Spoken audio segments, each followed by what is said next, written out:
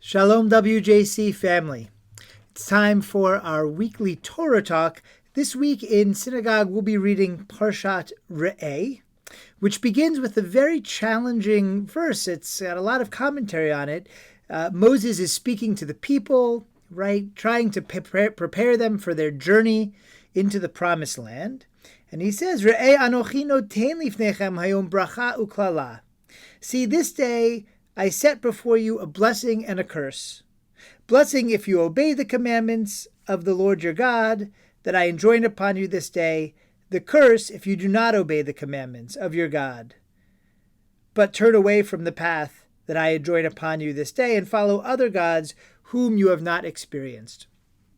We might read this as a rhetorical flourish, but we don't like to read the Torah that way. We don't like the idea that there might be extraneous words. There seem to be a lot of extraneous words in this. First of all, it says, I place before you today a blessing. It could just go on and tell the blessing. But it says a blessing and a curse. It tells the blessing, and then the next verse tells the curse. It seems repetitive and redundant.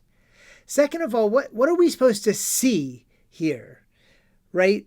Moses is setting forth words. In other places in the Torah, it says Shema. In other places, Moses says Shema, listen. But here it says Re'eh, see. So what are we supposed to be seeing? When we read this passage, we tend to think of it as, I place before you a blessing or a curse, that this is a choice that you have. But it's bothersome, it's troublesome to read the verse that way, because who puts before someone a choice that is no choice? A choice is, you can have cereal for breakfast or you can have French toast for breakfast. It's not a choice if I tell you can have cereal for breakfast or, eat broken glass for breakfast. No one's choosing broken glass. No one's choosing a curse. So what's going on here? What kind of choice is being offered? What kind of polar opposites are these? Rashi explains it this way. He says this is the blessing and the curse that we will be offered later on Mount Gerizim and Mount Eval in sort of a ritual where half the people would stand on one mountain and half on the other mountain. And the Leviim would stand in the middle and they'd say, blessed are those who do the right thing, and these people would say amen. Say, cursed are these people who don't do the right thing, and these people would say amen. So that helps us with the visual. That's why we would have re'eh. So that helps. But that's going to be talked about in next week's parsha. So or later in the parsha. So there's no reason to have that spoken about now. So I like some explanations of this that go a little further afield. In particular, the commentary of the Or HaChaim, who's a Moroccan sage around 1700, who uses a number of passages from the earlier midrash Sifrei to try and explain some of this. Right? What Or HaChaim says is, it's not always so clear what's a blessing and what's a curse. Right? So Moses says, I'm going to place before you a blessing, and you're gonna think maybe it feels like a curse because it's gonna be really hard at first. Or I'm going to place before you a curse, but it's going to feel like a blessing because you're going to be really successful at first. And of course, the Or HaChaim is referring to something we've all seen, which is when those who are wicked prosper, and those who are righteous fall on hard times. Right? Moshe's words don't seem to bear out. See, this day I set before you a blessing and a curse. If you do the right thing, you get the blessing. And if you don't do the right thing, you get the curse. But maybe the see is that it's not what we see, right? That often we see the people who it seems like should be getting the reward being cursed, and those who should be getting the blessing, those who should be getting the curse, receiving the blessing. And so the Or HaChaim brings a midrash from Sifrei, says, it's like a man's at a crossroad, a person is at a crossroads. and it finds a local and says, this path looks very rough and this path looks very smooth. So I was going to take the smooth one unless you know something I don't. And the passerby says, oh, actually, I do. You go on this hard path, this thorny path for a few feet, and then it gets smooth. On the other hand, you go on this smooth path, and after a few feet, it gets all thorny and it's terrible. It's very, very hard.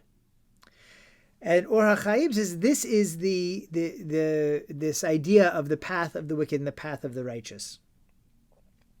That it seems like those who are doing wrong are being rewarded, but it only looks that way at first. Ultimately, they will pay a price, either later in life or maybe in the spiritual Olam Haba, the world to come. And so too, those who are righteous, who are trying to do the right thing all the time, and they seem to be suffering, but they're on that beginning of the path, but ultimately their path will ease and they will feel that sense of blessing and that sense of reward. But this is a problem, right? It's hard if we can't tell the blessing from the curse or the curse from the blessing. In fact, another midrash in Sifrei says, it's like a king throws a feast and he takes his favorite servant and says, you take whichever piece you want, take the choicest piece of meat. And the servant looks at it and he doesn't know how to tell which is the better path, which is the better piece of meat, sorry. And so the king sort of takes the servant's hand and points him towards the right piece, the best piece. And so too, we as people can't always discern which is the best path. We can't always tell the blessing from the curse. And therefore the Torah is God's way of pointing us in the right direction. Right? These behaviors ultimately will lead to blessing. Being good, trying to do tikkun in the world, taking care of those who are the most vulnerable, all the principles, all the lessons of the Torah, they are there to point us down the path of blessing because we can't always see which path that is. A famous story about Rabbi Akiva, I think I've shared it before. He's an itinerant scholar traveling around, and he travels with a lantern and a rooster and a mule. That these are his tools. He comes to a town and they say, we're sorry, there's no room here. You'll have to sleep out in the fields. And he's upset, but he says, God must want it to be this way. I'm doing all the right things. I'm trying to live a life of mitzvahs. So there must be blessing in this that I don't understand. And he goes to sleep that night. And he's and a big wind blows, it wakes him up. He sees his lantern is blown out. Boy, that seems lousy, but I'm Rabbi Akiva. I'm trying to live a life of mitzvahs. There must be blessing in this. And later, a bobcat comes and it eats his rooster. So, boy, I don't know. If this is God's way, there must be blessing. And finally, a wolf comes along and eats his donkey. I don't know how to understand this as good, God, but I'm going to have faith that there's blessing in this. And he wakes up in the morning, he goes into the town, and he finds that the Roman army had come through and had conscripted all the men as slaves to the legions. And if Rabbi Akiva had been there, he would have been conscripted. If his lantern light had been seen, they would have come to investigate, or if his rooster had crowed, or if his donkey had brayed. So ultimately, all those things saved his life. There was blessing in them, even though he felt so cursed as all these things were happening. As human beings, it's just not always easy for us to tell the blessings from the curse. Sometimes even the path of blessing feels painful. In fact, that's what the Or HaChaim is trying to tell us. The verse doesn't mean, see, I place before you today a blessing or a curse. It's not a blessing and a curse. That the truth is that life just isn't that simple. And sometimes, no matter how much we try to stay on the path of blessing, even a blessing can lead to a curse. The Or HaChaim even says that even the entrance into the promised land by the Jewish people can lead to a curse, as other peoples come to take revenge and there's anti-Semitism. And so we find today, we try and pursue the path of blessing, and we can't always tell it from a path of the curse.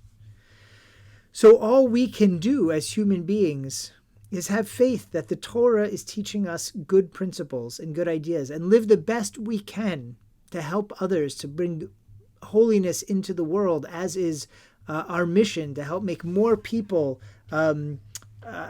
have a sense of that which is holy in the world, to do tikkun, to bring perfection of creation wherever we can, in whatever ways we find feasible. And when we bring that blessing into the world for others, we so too will feel that blessing ourselves. Doesn't mean we won't sometimes have bad things happen. It doesn't mean that we won't have a sense of curse out there, because it's not so easy all the time to discern in this world the blessing from the curse. That's what Torah is all about. That's what our faith is all about. It's to help us stay on the right path, whatever is going on in the world around us. May we all have success in walking that path, in bringing blessing into the world for others, and so too having that sense of blessing in our own lives. Shabbat Shalom.